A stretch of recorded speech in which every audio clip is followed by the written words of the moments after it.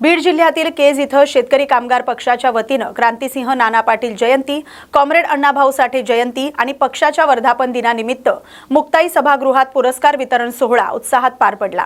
मान्यवरांच्या हस्ते महाराष्ट्रातील विविध क्षेत्रात उल्लेखनीय कार्य करणाऱ्या 10 व्यक्तींना सन्मान चिन्ह आणि सन्मानपत्र देऊन गौरवण्यात आलं।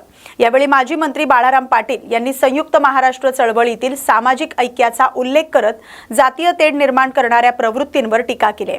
क्रांतिसिंह नाना पाटील आणि अण्णाभाऊ साठे यांच्या समता, बंधुता आणि सर्वसमावेशकतेच्या विचारांचा वारसा पुढे नेण्याचं आवाहन त्यांनी केलंय। शेकाप महिला प्रदेशाध्यक्ष ॲडव्होकेट मानसी म्हात्रे यांनी स्मार्ट मीटरच्या नावाखाली सर्वसामान्यांची फसवणूक होत असल्याचा आरोप केलाय। पश्चिम महाराष्ट्रातील पुणे जिल्ह्याच्या खेड तालुक्यातील महत्त्वाचे समजले जाणारे भात पीक सध्या अंतिम लागवडीच्या टप्प्यात आहे। तालुक्यातील एकूण 7500 हेक्टर भात क्षेत्रापैकी सुमारे 80% लागवड पूर्ण झाले। सततचा पाऊस आणि ग्रामीण भागात मजुरांची कमतरता यामुळे उर्वरित लागवडीला विलंब होतोय। भात लागवडीसाठी मजुरांना प्रतिदिन 400 ते 500 रुपये मजुरी, 2 वेळचं जेवण तसंच वाहतूक खर्च द्यावा लागतो। याशिवाय खतं, बियाणं आणि इतर शेती खर्चात झालेल्या वाढीमुळे शेतकऱ्यांसमोर आर्थिक अडचण उभ्या राहिल्यात। ओला आणि कोरडा दुष्काळ यामुळे देखील शेती करणं अधिक कठीण बनलंय। दरम्यान ग्रामीण भागातील एक आगळी वेगळी परंपरा आजही कायम आहे। लग्न झालेल्या मुलीच्या सासरी तिच्या माहेरची मंडळी भात लागवडीसाठी मदतीला येतात। त्यांचं आवडीचं शाकाहारी आणि मांसाहारी जेवण करून आदरातिथ्य केलं जातं आणि त्यानंतर पुन्हा भात लागवडीची कामं उत्साहात सुरू होतात। पुणे जिल्ह्याच्या उत्तरेकडील राजूनगरच्या पश्चिम भागामध्ये या ठिकाणी आपल्याला भात लागवड करताना दिसत आहे, ज्याला स्थानिक भाषेमध्ये लावणी असे म्हटलं जातं। तर आपण पाहू शकतो समोर या ठिकाणी ही जी 4 सूत्री पद्धत लागवड चालू केली आहे। ही जी 4 सूत्री पद्धत लागवड करण्याचा याचा पाठचा एक उद्देश हा आहे की यातून भरघोस असं उत्पन्न मिळतंय। आणि या ठिकाणी आपण पाहू शकतोय कुठंतरी या ठिकाणचे जे लागवडी या पूर्ण झालेल्या दिसतात आणि आता जी भाताची लागवड जी आहे ती अंतिम टप्प्यात आलेली दिसते। व्हिडिओ जर्नलिस्टसह आदी गोंग्यासह शांताराम शिंदे, न्यूज मराठी 24/7 पुणे। भोकर इथं कायम विनाअनुदानित तत्वावर सुरू असलेल्या मानव सेवा प्रकल्पाच्या तुकाराम आश्रय वृद्धाश्रमातील निराधार वृद्धांच्या सेवेसाठी महात्मा फुले महामंडळाचे माजी जिल्हा व्यवस्थापक शरद जाधव यांच्या परिवारानं त्यांच्या दिवंगत पत्नी विमल शरद जाधव यांच्या 68व्या जयंतीनिमित्त किराणा साहित्य भेट देत अभिवादन केलं।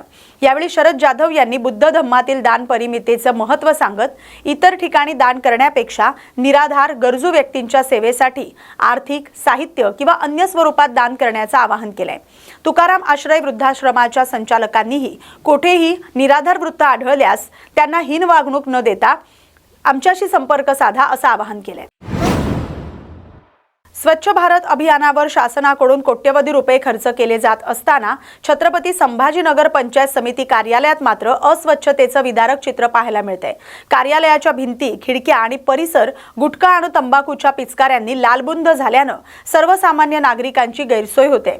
सध्या अन्न आणि औषध प्रशासनाचे आयुक्त तुकाराम मुंढे यांच्या आदेशानुसार राज्यभरात गुटखा, पान मसाला आणि तंबाखूजन्य पदार्थांविरोधात धडक कारवाई सुरू आहे आणि असं असतानाही शासकीय कार्यालयातच या नियमांना हरताळ फासला जात असल्याचं चित्र समोर आले। ग्रामीण भागात स्वच्छतेचा संदेश देणाऱ्या यंत्रणेलाच स्वतःच्या कार्यालयात स्वच्छता राखता येत नसल्यानं दिव्याखाली अंधार अशी परिस्थिती निर्माण झाली। संबंधित विभागानं तातडीनं स्वच्छता मोहीम राबवून दोषींवर कारवाई करण्याची मागणी नागरिक करतायत। चौका गावातील विकास निधीच्या कथित गैरव्यवहाराविरोधात चोर हटवा, चौका वाचवा अशी मागणी करत दिनेश वाघमारे यांनी पंचायत समिती सभापती कल्याण गायकवाड यांना निवेदन सादर केलंय। निवेदनात ग्रामसेवक आणि सरपंच यांच्यावर गंभीर आरोप करण्यात आलेत। गावासाठी आलेला विकास निधी कागदोपत्री कामं पूर्ण झाल्याचं दाखवून कथितरित्या गायब करण्यात आलाय असा दावा त्यांनी केलाय। प्रत्यक्षात अनेक विकास कामं झाली नाहीत। काही कामांमध्ये अर्धवट निधी खर्च करून उर्वरित निधीचा गैरवापर झालाय असा आरोप करण्यात आलाय। या संपूर्ण प्रकरणाची सखोल चौकशी करून दोषींवर कारवाई करावी आणि चौका ग्रामस्थांना न्याय मिळवून द्यावा अशी मागणी निवेदनातून करण्यात आली। दरम्यान पंचायत समिती सभापती कल्याण गायकवाड यांनी या प्रकरणाची चौकशी करून ग्रामस्थांना न्याय मिळवून देण्याचं आश्वासन दिलंय। माझं जे गाव आहे ते शहरापासून अगदी म्हणजे 10 किलोमीटरच्या अंतरावर आहे आणि आजचा जो विषय होता नानांची मी याच्यासाठी भेट घेतली, जे सभापती पंचायतमध्ये जो घोटाळा झाला आहे 2 ते 3 कोटीचा घोटाळा जवळपास तो आहे. त्याच्या व्यतिरिक्त जो गैरप्रकार होतो, जो काळा बाजार होतोय, चुकीच्या ग्रामसभा दाखवल्या जात आहे, तो सगळा प्रकार मी नानांना सांगितला. आणि विशेष म्हणजे नानांनी जे आहे, आता सर्वप्रथम हे सांगू इच्छितो की मी एक 15 दिवसांपूर्वी अर्ज दिला होता, तर त्याचाच पाठपुरावा घेण्यासाठी मी आज आलो होतो. तर नानांची भेट घेऊन मी नानांना सगळा प्रकार सांगितला. तर त्यांनी 8 दिवसांच्या आत चौकशीचे आदेश दिले आहेत. आणि विशेष म्हणजे की जेव्हा म्हणजे हे जे ग्रामपंचायतमध्ये काळा बाजार करणारे लोक आहेत, जेव्हा मी चौकशीचा अर्ज दिला तर हे इतके बेचैन झालेत. हे माझ्या मित्रांना कॉल करतायत, माझ्या नातेवाईकांना कॉल करतायत आणि म्हणतायत की आम्ही आमच्या पद्धतीने हे करू ते करू. तर तुमच्या माध्यमातून सांगू इच्छितो की तुमच्या पोकळ धमक्यांना मी जराही भीक घालत नाही आणि माझ्या गावासाठी मी हे प्रामाणिक काम करत राहील. आणि राहिला प्रश्न, जो काळा बाजार तुम्ही केलेला आहे तो लवकरच उघड होणार आहे. काय घोटाळा आहे नेमका? घोटाळा म्हणजे त्यांनी खर्च दाखवले, मागच्या 5 वर्षात जवळपास 2-3 कोटींचे खर्च दाखवले, पण प्रत्यक्षात काम काहीच नाही आहे, बरोबर. तर त्याच्यासाठीच मी चौकशीचा अर्ज दिला आहे आणि ही चौकशी लवकरात लवकर व्हावी अशी आमची अपेक्षा. किती कोटीचा भ्रष्टाचार? हा भ्रष्टाचार जो आहे कोटींमध्ये आहे. आता एक्झॅक्ट फिगर तर मला सांगता नाही येणार, पण कोटीमध्ये आहे. कोण दोषी याच्यामध्ये? नाही, ग्रामसभा, शेवटची ग्रामसभा झाली होती जानेवारी 2025. त्यावेळी मी स्वतः तिथं अवेलेबल होतो आणि मी त्यावेळी त्यांच्या मागे लागून ती ग्रामसभा घडवून आणली. त्याच्यानंतर त्यांनी चुकीची माहिती शासनाला दिली की ऑगस्ट 2025ला ग्रामसभा झाली, जी की झालेली नाही आहे. तर त्याची चौकशी, आता सखोल चौकशी होईल. जे विस्तार अधिकारी आहेत ते लवकरच इथं चौकशीसाठी येतील. नाही, तुम्ही आता जे प्राथमिक तपासणी केली त्याच्यामध्ये कोण दोषी आहे तुमच्या माहितीप्रमाणे? दोषी याच्यामध्ये आता तुम्ही जर बघितलं, जे आर्थिक व्यवहार होता ते सरपंचाच्या सही व्यतिरिक्त होता का? नाही होत. त्यानंतर ग्रामसभा जे असतात ते ग्रामसभावर ध्यान ठेवणं कोणाचं काम असतं? ग्रामसेवकाचं काम असतं.